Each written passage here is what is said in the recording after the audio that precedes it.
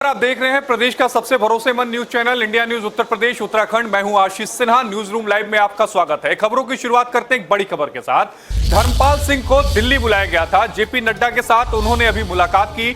सूत्रों की माने तो आने वाले समय में धर्मपाल सिंह यूपी बीजेपी के अध्यक्ष हो सकते हैं। तो उस वक्त की तस्वीरें हम आपको दिखा रहे हैं जब जेपी नड्डा के साथ धर्मपाल सिंह ने मुलाकात की थी और मुलाकात के बाद ये कयास लगाए जा रहे हैं कि धर्मपाल सिंह यूपी बीजेपी के नए अध्यक्ष हो सकते हैं।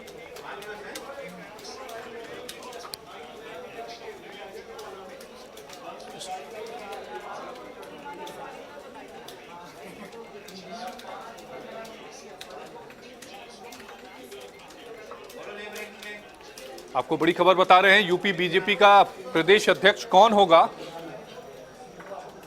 और इसी खबर पर ज्यादा जानकारी के साथ हमारे सहयोगी रजनीश पांडे हमारे साथ फोन लाइन से जुड़ रहे हैं। रजनीश, क्या ये तय माना जाए क्या धर्मपाल सिंह यूपी के बीजेपी के नए प्रदेश अध्यक्ष होंगे? देखिए, बीजेपी में सब कुछ प्री प्लान नहीं होता, इसको हम नहीं कह सकते हैं कि तय है और वो प्रदेश अध्यक्ष होंगे। लेकिन जिस तरीके से अध्यक्ष का लगातार नाम चला और अचानक इनको जेपी नड्डा ने याद किया, और बीच में मैं आपको आशीष बता दूं कि योगी आदित्यनाथ की जब पहली सरकार थी तो बीच में ही इनको हटा दिया गया था। तमाम तरीके के इन पे आरोप भी लगे थे। दूसरी बार इनको कैबिनेट में जगह दिया गया है। दो दमदार विभाग दिए गए हैं। मुस्लिम वक्फ भी इनके पास है, पशुधन मंत्री भी है इनके पास। तो बुलाया गया है तो सही, आपने कहा कि कयासों के बाजार गर्म है, उम्मीद की जा सकती है। आपके सूत्र क्या बता रहे हैं रजनीश? देखिए, जिस तरीके से खबर हमारे पास आ रही है, अभी भी सस्पिशन बना हुआ है, संदेह बना हुआ है कि संदेह किस बात के लिए बना हुआ है रजनीश? देखिए, जो भी बीजेपी का अध्यक्ष होगा वो जातीय और क्षेत्रीय संतुलन साधने के हिसाब से ही होगा। एक तो तय है, इंडिया न्यूज इस खबर पे मुहर लगा रहा है कि कोई पूर्वांचल। रजनीश, आपके अलावा आपके हिसाब से अगर अभी ये तय नहीं है कि धर्मपाल सिंह प्रदेश के अध्यक्ष हो सकते हैं, तो इस नाम की सूची में और कौन कौन है? देखिए, अभी अब प्रदेश उनको बुलाया गया है, जेपी नड्डा याद किए हैं, लेकिन लगातार मंत्री मिल रहे हैं। कहीं विभाग के ट्रांसफरों का गड़बड़िया है, कोई शीर्ष नेतृत्व के पास उत्तर प्रदेश की शिकायत लेके जा रहा है, क्या मामला है। लेकिन जिस तरीके रजनीश, आपके सूत्र क्या कह रहे हैं, ये मुलाकात किस बाबत थी? आप देखिए, अभी जो चूंकि ये दिल्ली में मुलाकात हुई है तो हमको 3 दिन पहले बात उनसे हो रही थी, तो वो जरूर ये कह रहे थे कि सारे लखनऊ से होकर ही दिल्ली गए थे। आपके सूत्र कुछ बता रहे होंगे रजनीश, आप लंबे समय से कवर करते रहे हैं। मैं एक्सक्लूसिव जानकारी दे रहा हूँ। 3 दिन पहले हमारी उनसे मुलाकात हुई थी। उन्होंने जरूर ये कहा था कि प्रोटोकॉल में सारे मंत्री जाके मिल रहे हैं, हमको भी मिलना चाहिए। और अब उनकी इसके पीछे तो क्या इसे प्रोटोकॉल के तहत मुलाकात माना जाए क्या रजनीश? ये हम कह सकते हैं। देखिए, जब तक नामों का ऐलान ना हो जाए और ये कहना कि जेपी नड्डा बुलाए, ये गए हैं, मिले हैं। रजनीश, चूंकि आप लखनऊ की राजनीति को लंबे समय से कवर करते आए हैं, आखिर इस रेस में और कौन कौन है? अब देखिए, अगर जिस तरीके से नामों का दौर चल रहा था, बीच में ये हुआ कि पंचायती राज मंत्री को बनाया जाए, लेकिन बीजेपी में वही कहते हैं ना कि जिस नाम की बड़ी चर्चा होती है उस नाम पे ब्रेक लग जाता है। तो थोड़ा सा इंतजार करना होगा दर्शकों को भी, क्योंकि इंडिया न्यूज की जो खबर होगी पक्की होगी। सूत्र के हवाले से खबर नहीं होगी, पक्की खबर होगी, तो थोड़ा सा इंतजार कर लेते हैं जी। रजनीश, आप इस खबर पर नजर बनाए रखिएगा, दोबारा भी आपके पास आएंगे। रजनीश हमें जानकारी दे रहे थे कि ये कटसी मुलाकात थी, और लेकिन सूत्र ये बता रहे हैं कि धर्मपाल सिंह यूपी बीजेपी के नए अध्यक्ष हो सकते हैं। खबरों में आगे बढ़ते हैं। अगली खबर गाजीपुर से है, जहां पर अफसा अंसारी की 50 लाख की संपत्ति को कुर्क किया गया है। मुख्तार अंसारी की पत्नी है।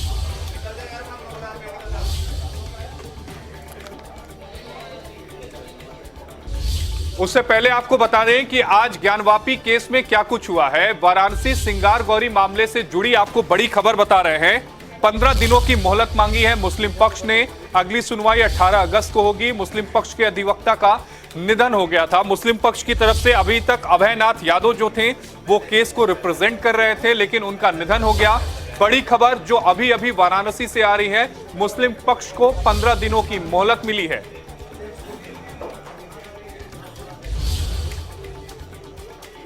अंजुमन इंतजामिया कमेटी ने प्रार्थना पत्र दिया था।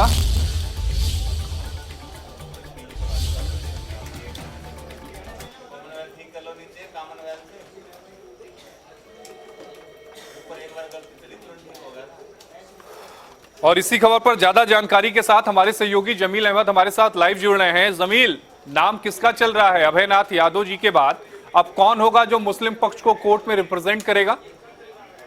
बिल्कुल आशीष, बता दूं कि आज हमने जो मुस्लिम पक्ष का अधिवक्ता रईस अहमद से हमने बात की, उनसे पूछा कि अब अगला आपका अधिवक्ता कौन होगा, ये यानी कि आपके सीनियर अधिवक्ता कौन होंगे। तो उन्होंने कहा कि तमाम हमारे जो इस्लाम जो इसके संगठन के लोग हैं उनसे बातचीत हमारी चल रही है और बातचीत करने के बाद ये फैसला होगा। हालांकि उन्होंने किसी तरीके का कोई नाम नहीं बताया।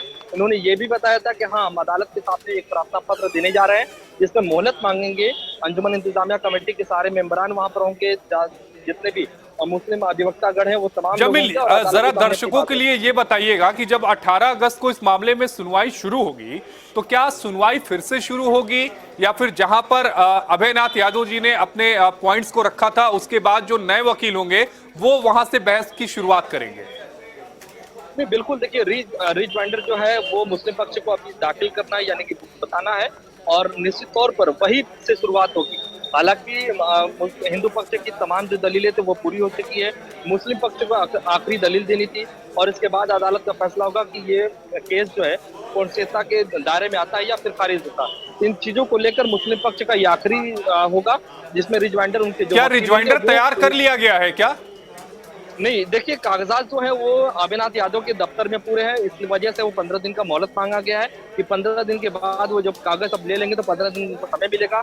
उसका बाकायदा एनालिसिस करेंगे। एनालिसिस करने के बाद जो अधिवक्ता होंगे वो अधिवक्ता अपनी बात को रखेंगे। हालांकि अभी कुछ कहा नहीं जा सकता क्योंकि मुस्लिम पक्ष के अधिवक्ता ने साफ कह दिया कि 15 दिन का हम मोहलत देने जा रहे हैं और मोहलत मिलने के बाद हम उसकी पूरी तैयारी करेंगे और उसके बाद अपनी बात। जी जमील, आपका जुड़ने के लिए बेहद शुक्रिया। तो वाराणसी से हमारे साथ जमील जुड़े हुए थे। दरअसल अभयनाथ यादव जी का इंतकाल हो गया जिसके बाद मुस्लिम पक्ष ने अदालत में अर्जी दाखिल की और ये कहा कि हमें कुछ मोहलत दी जाए, जिसके बाद कोर्ट ने 18 अगस्त की तारीख को लगाया है। 18 अगस्त को मुस्लिम पक्ष वहीं से बहस की शुरुआत करेगा जहां पर बहस खत्म हुई थी। अगली खबर गाजीपुर से आ रही है जहां पर अफसा अंसारी की 50 लाख की जो संपत्ति है वो कुर्क हुई है। मुख्तार अंसारी की पत्नी है अफसा अंसारी। अवैध तरीके से ये भू संपत्ति खरीदी गई थी। मोहम्मदाबाद के वार्ड नंबर 18 में यह संपत्ति कुर्क की गई है। एसपी और एसडीएम के नेतृत्व में यह संपत्ति को कुर्क किया गया है। ये उस वक्त की तस्वीरें हैं जब एसपी और डीएम मौके पर मौजूद थे। अफसा अंसारी की 50 लाख की संपत्ति को कुर्क किया गया है। क्या कुछ कहना है यहाँ पर अधिकारियों का, वो आपको सुनवा देते हैं। राज को खत्म करने के लिए और अपराधियों के ऊपर अंकुश लगाने हेतु आज लगातार जो है हमारे द्वारा 14(1) गैंगस्टर एक्ट में संपत्तियां कुर्क कराई जा रही है। विगत कुछ दिनों में लगभग 22 करोड़ रुपए की संपत्ति इन लोगों के कुर्क कराई गई है। मुख्तार अंसारी गैंग की लगभग 19 करोड़ की संपत्ति को हम लोगों ने आज तक अभी पिछले महीने में कुर्क किया है। खबरों में आगे बढ़ते हैं। बुलंदशहर से इस वक्त एक बहुत बड़ी खबर सामने आ रही है जहां पर बच्चों का जान में जोखिम डालने का जो वीडियो है वो वायरल हो रहा है। बस से लटककर घर जाने को ये बच्चे मजबूर हैं। स्कूल की छुट्टी के बाद बस से लटककर ये बच्चे घर जाते हैं। बुलंदशहर के खुर्जा जेवर मार्ग का ये पूरा वीडियो है। प्राइवेट बस पर लटके नजर आ रहे हैं दर्जनों स्कूली छात्र। नियमों को ताक पर रखकर प्राइवेट बसें चलाई जा रही हैं। इस तस्वीर को देखिए और समझिए कि बच्चे किस तरह जान हथेली पर लेकर वापस अपने घर को जा रहे हैं। ये सब कुछ हो रहा है। इन तस्वीरों को देखिए, पूरी तरह से जो बस है वो बच्चों से पैक्ड है। और इसी खबर पर ज्यादा जानकारी के साथ हमारे सहयोगी पुनीत शर्मा हमारे साथ फोन लाइन पर जुड़ रहे हैं। पुनीत, बच्चों का जो वीडियो वायरल हो रहा है जिसमें बच्चे जो हैं वो स्कूल की जो बस है उसमें पूरी तरह से चढ़ रहे हैं, ऊपर भी नीचे भी हर तरफ से, और जान में जोखिम में डालकर वो यात्रा कर रहे हैं। बिल्कुल, देखिए आशीष, सही कहा आपने। जिस तरीके से विजुअल बयां कर रहे हैं कि किस तरीके से मासूम बच्चे अपनी जान जोखिम में डालकर के सफर कर रहे हैं। सबसे बड़ी बात ये कि छुट्टी होने के बाद में ये प्राइवेट बस से चढ़ करके जो है प्राइवेट बस एक खुर्जा से जो जेवर जा रही थी उस पर ये उसकी छत पर बैठ कर के सफर कर रहे हैं। और छत पर ही नहीं, जो पीछे जो जाल बताया जाता है उस पर लटक कर ये सफर कर रहे हैं। और कहीं ना कहीं अगर ये जाल टूट जाता है या बस के ऊपर जो छत पर सफर कर रहे हैं वहां से कोई बच्चा गिर जाता है तो बड़ी दुर्घटना ये हो सकती है। और जिला प्रशासन के लोगों की अगर बात करें या पुलिस प्रशासन की बात करें तो वो कुंभकर्णी नींद सोई हुई है। जी पुनीत, क्या आपकी लड़कों की परिवार वालों से कोई बातचीत हुई क्या? उनके परिवार वाले क्या कह रहे हैं? देखिए, लड़कों के परिवार वालों से तो बात नहीं हुई, लेकिन जो वहां पर यूनियन के जो लोग हैं उनका साफ ये कहना है कि अगर हम इन लोगों को रोकते हैं, इन बच्चों को रोकते हैं तो ये जबरदस्ती चढ़ते हैं। क्योंकि ये बताया जा रहा है कि जिस स्कूल में पढ़ते हैं ये बच्चे वहां से कोई भी गाड़ी नहीं लगी हुई है और ये काफी दूर दूर से बच्चे आते हैं। स्कूल प्रशासन से बात हुई क्या पुनीत आपकी? देखिए आशीष, अगर स्कूल प्रशासन की बात करें तो वहाँ का ये कहना है कि स्कूल प्रशासन में कोई भी ऐसी गाड़ियां या बड़े बच्चों को लगा नहीं रखी हैं जो उस रूट पर जाती हों। कुछ बच्चे हैं जो अपने आप गाड़ियों से आते हैं या अपने टू व्हीलर से आते हैं, लेकिन ये पूरी इन तस्वीरों में दिख रहा है कि जो बच्चों की संख्या है वो 20 से ज्यादा है। अगर 20 से ज्यादा बच्चे एक रूट पर जा रहे हैं तो क्या स्कूल प्रशासन बच्चों के लिए गाड़ियां भी नहीं कर सकता?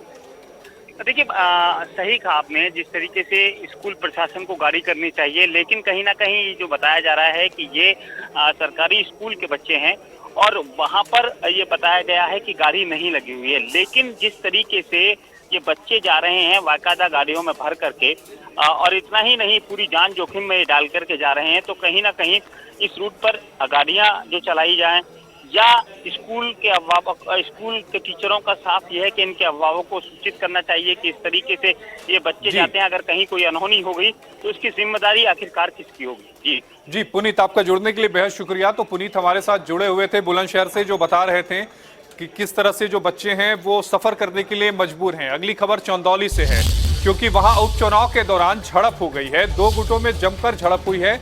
दोनों प्रत्याशियों के समर्थन में समर्थक जो हैं वो आपस में भिड़ गए हैं। प्रशासन के सामने ही मौके पर यह झड़प हुई है। एक पक्ष ने फर्जी वोट डालने का आरोप लगाया था, जिसके बाद ये झड़प हुई। मौके पर भारी मात्रा में जो पुलिस बल थी वो पहुंची हुई थी। स्थानीय ब्लॉक प्रमुख और ग्राम प्रधान के सामने ये झड़प हुई है। तो झड़प के बाद जब पुलिस को कॉल किया गया तो उस वक्त की तस्वीरें हम आपको दिखा रहे हैं कि पुलिस के अधिकारी मौके पर वहां पर पहुंचे। एक पक्ष ने यह आरोप लगाया कि यहां पर फर्जी तरीके से मतदान किया जा रहा है। और इसी खबर पर ज्यादा जानकारी के साथ हमारे सहयोगी अवनीश तिवारी हमारे साथ लाइव जुड़े हैं। अवनीश, अभी क्या स्थिति है वहां पे? अभी स्थिति कंट्रोल में है। हम आपको बता दें कि जो झड़प हुई थी, फर्जी वोटिंग की बात की जा रही थी, लेकिन ऐसा कुछ था नहीं। जो वोटर आईडी कार्ड था उस पर जो फादर का नेम था वो केवल डिफरेंस में था, इसलिए जो पक्ष के लोग हैं उन्होंने कहा था कि ये फर्जी वोटिंग है, लेकिन ऐसा कुछ था नहीं। और वोट जो है उसका जो जिसके लिए क्लेम किया गया था कि फर्जी वोट है, उसका वोट पड़ा और वोट जो है अभी जो है यहाँ पे स्थिति जो है वो सामान्य है। वोटिंग की प्रक्रिया क्या पूरी हो गई क्या? हाँ, वोटिंग की प्रक्रिया अभी पूरी हो चुकी है। यहाँ पे आपको बता दें कि उपचुनाव है, लेकिन यहाँ पे जो चुनाव है वो कह सकते हैं कि एक तरीके से ब्लॉक प्रमुख के लिए चुनाव है, क्योंकि यहाँ पे बीडीसी के जो कैंडिडेट हैं वो खुद हो सकता है कि बाद में ब्लॉक प्रमुख के लिए चुनाव मतलब नॉमिनेशन करें, इसलिए ऐसा कुछ हो रहा है। अविश्वास प्रस्ताव की बात की जा रही है, इसलिए ऐसा कुछ हो रहा है यहाँ पे। जब दोनों पक्षों में झड़प हुई थी तो क्या किसी भी पक्ष के लोगों को चोट भी आई थी क्या पुनीत? नहीं, ऐसा कुछ नहीं था, चोट नहीं आई थी। हल्की फुल्की बस बातचीत के दौरान ही उग्र हुए थे लोग जो दोनों पक्ष के समर्थक हैं, किसी को चोट नहीं आई। जी अवनीश, आपका जुड़ने के लिए बेहद शुक्रिया। तो हमारे सहयोगी बता रहे थे कि दोनों ही पक्षों के बीच में कुछ पलों के लिए जरूर झड़प हुई थी, लेकिन वो एक मिसअंडरस्टैंडिंग थी। बाद में सभी मामलों को सुलझा लिया गया जब पुलिस बल वहां पर मौके पर पहुंचा। खबरों में आगे बढ़ते हैं। अगली खबर भदोही से है, जहां पुलिस को एक बड़ी सफलता मिली है। पूर्व विधायक के बेटे के ठिकानों से असलहे और बारूद को बरामद किया गया है। भारी मात्रा में असलहों का जखीरा भी बरामद हुआ है। पूर्व विधायक का बेटा है विष्णु मिश्रा, जहां पर AK-47 375 कारतूस, एक पिस्टल के 9 कारतूस बरामद किए गए हैं। विष्णु मिश्रा से पुलिस पूछताछ कर रही है। विष्णु मिश्रा पर विभिन्न थानों में 8 मुकदमे दर्ज किए गए हैं। तो ये उस वक्त की तस्वीरें हैं जब भारी मात्रा में असलहों का जखीरा बरामद किया गया था।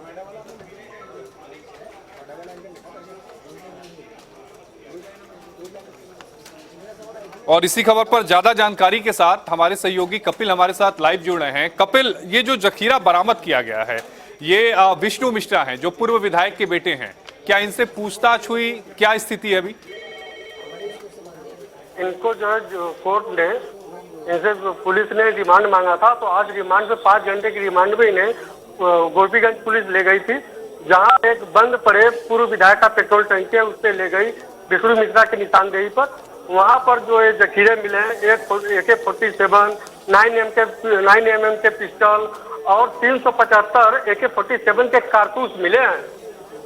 लेकिन जो AK-47 मिली उसके पीछे रखने के पीछे मकसद क्या था? क्या इसकी जानकारी मिल पाई? क्या किसी बड़ी घटना को अंजाम देने के लिए AK-47 रखा गया था? यह तो अब जांच की विषय है, पुलिस खंगालेगी कि यह किस लिए रखा गया था और यह AK-47 कपिल, आपकी पुलिस वालों से बातचीत हुई होगी, शुरुआती जो जांच हुई है उसमें क्या कुछ निकलकर सामने आया है? यहाँ के पुलिस अधीक्षक से बात हुई तो उन्होंने कहा कि अब जांच करके ही इससे हम बता पाएंगे, क्योंकि अब जांच के घेरे में कहीं न कहीं अब अन्य जिलों में के लोग भी आएंगे। और सबसे बड़ी बात यह है कि मुख्तार अंसारी गैंग से यह जखीरा जो है जोड़ा जा रहा है। आपकी इनसे बात हो पाई? विष्णु मिश्रा के परिवार वालों से बात हो पाई क्या? जी अभी रीमा से बात हुई, उनकी बहन है जो वकील भी हैं, उनसे अभी बात हुई। उन्होंने कहा कि मेरे भाई और मेरे पिताजी को फंसाया जा रहा है। उन्होंने सीबीआई से जांच की मांग की है। क्या सीबीआई से जांच की मांग को लेकर वो कोर्ट भी जाएंगे? क्या कोई याचिका दाखिल करेंगे? जी वो बोल रही है कि हम इसके लिए जो है हाई कोर्ट का दरवाजा खटखटाएंगे और इसके लिए जो भी होगा हम कानूनी प्रक्रिया में रहकर कार्य करेंगे। जी कपिल, आपका जुड़ने के लिए बेहद शुक्रिया। तो कपिल हमारे साथ जुड़े हुए थे जो इस पूरी खबर पर विस्तार से बता रहे थे। लेकिन पुलिस अधिकारियों का क्या कहना है जिन्होंने AK-47 को बरामद किया है, वो भी आपको सुनवाते हैं।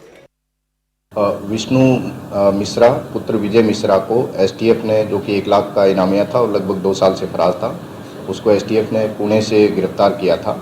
आज माननीय न्यायालय के आदेश से उसका पुलिस कस्टडी रिमांड लिया गया था और उसकी निशानदेही पे आज थाना गोपीगंज के अंतर्गत एक पेट्रोल पंप से एक AK-47 राइफल, 4 AK-47 राइफल की मैगजीन्स और 375 AK-47 के कारतूस, इसके अलावा एक अत्याधुनिक 9mm की पिस्टल और उसकी एक मैगजीन और 9mm के 9 कारतूस, ये उसकी निशानदेही पे एक पेट्रोल पंप से गोपीगंज थाने के अंतर्गत बरामद किए गए हैं। बरामद करके इसमें नियमानुसार आगे की कार्रवाई की जा रही है।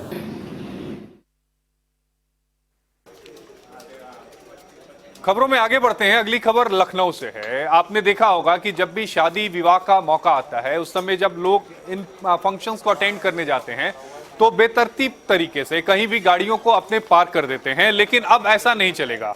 लखनऊ पुलिस अब शहर में लगने वाली जाम की समस्या से निपटने के लिए सख्ती बरतने जा रही है। लखनऊ पुलिस ने अब व्यावसायिक प्रतिष्ठानों को अपने यहां आने वाली गाड़ियों की वजह से जाम ना लगे, इसके लिए उन्हें निजी सुरक्षा कर्मियों की मदद लेने के निर्देश दिए गए हैं। ऐसे में उनकी लापरवाही की वजह से जाम की स्थिति बनती है तो उन्हें पुलिस की तरफ से होने वाली कानूनी कार्रवाई का सामना भी करना पड़ सकता है। इंडिया न्यूज के संवाददाता रवि कुमार ने लखनऊ के ज्वाइंट पुलिस कमिश्नर पीयूष से बातचीत की है, वो बातचीत सुनिए। लखनऊ में लगातार बिगड़ी हुई ट्रैफिक व्यवस्था को सुधारने के लिए लखनऊ पुलिस अब सख्त होती जा रही है। हमारे साथ Lucknow joint police commissioner Piyush Modia ji मौजूद हैं। सर, किस तरीके से सख्ती होने जा रही है अब ट्रैफिक को लेकर? देखिए, हम चाहते हैं कि हमारे शहर में ट्रैफिक सुचारू रूप से चले, किसी प्रकार का भी आवागमन बाधित ना हो। इसके लिए जो भी प्रयास हमारे स्तर से अपेक्षित हैं वे सभी प्रयास किए जा रहे हैं। हमने उन सभी लोगों को चिन्हित किया है, उन सभी प्रतिष्ठानों को चिन्हित किया है जिनकी वजह से कुछ स्थान विशेष पर अतिरिक्त वाहन आ जाते हैं, वह कंजेशन हो जाता है, यातायात बाधित हो जाता है। जैसे कि कई जगह पर जो होटल हैं, रेस्टोरेंट हैं, कोचिंग सेंटर हैं, बैंक हैं, स्कूल हैं और इस प्रकार के अन्य कई शोरूम्स हैं जो अपने यहाँ के जो वाहन शोरूम में गाड़ी में बिकने आती है उनको शोरूम के बाहर सड़क पे लगा देते हैं, अथवा बैंकों के बाहर जो पार्किंग है या कोचिंग सेंटर्स के बाहर पार्किंग है बेतरतीब अव्यवस्थित रूप से बाहर रहती है। मैरिज हॉल, बैंक्वेट हॉल में जहाँ शादी विवाह के समय काफ़ी संख्या में लोग एकत्रित होते हैं। व्यावसायिक प्रतिष्ठान है, एक दिन का 2-2, 4-4 लाख रुपया किराया लेकर अपना, उससे भी ज़्यादा किराया लेकर अपना स्थान किराए पर देते हैं, वो उनकी इनकम का साधन है। तो वे लोग अपने उस व्यावसायिक प्रतिष्ठान से जिससे वो इनकम भी अर्जित कर रहे हैं, कम से कम वहाँ की व्यवस्था बनाए रखने के लिए बाहर सड़क पर उनके यहाँ के व्यावसायिक कार्य की वजह से सड़क पर जो यातायात बाधित होता है उस यातायात को व्यवस्थित करने में भी अपनी जिम्मेदारी का निर्वहन करें। ये थे लखनऊ के joint police commissioner Piyush Modiya साहब, और साफ तौर पर उनका ये कहना है कि अगर जाम की स्थिति बनती है, चाहे वो व्यावसायिक प्रतिष्ठान हो, स्कूल हो या बाजार हो, वहाँ पर अगर किसी प्रकार की अगर यातायात व्यवस्था का उल्लंघन होता है तो ऐसे में उनको सारी व्यवस्थाएं करनी पड़ेगी। वहीं अगर उसके बावजूद भी अगर उल्लंघन होता है तो उस पर कानूनी कार्रवाई पुलिस तरफ से की जा सकती है। शिवम के साथ Ravi Kumar, India news Lucknow. Lucknow police का यह बेहतरीन प्रयास है, क्योंकि अगर जवाबदेही तय होगी तो उसके बाद इस तरह के जो ट्रैफिक जाम होते हैं, शादियों और विवाह की वजह से जिस तरह से लोग बेतरतीब तरीके से गाड़ियां खड़ा कर देते हैं, कम से कम उस पर लगाम लगेगी और आम लोगों को ट्रैफिक जाम से राहत मिलेगी। न्यूज रूम लाइव में इतना ही। देखते रहिए प्रदेश का सबसे भरोसेमंद news channel India news Uttar Pradesh Uttarakhand.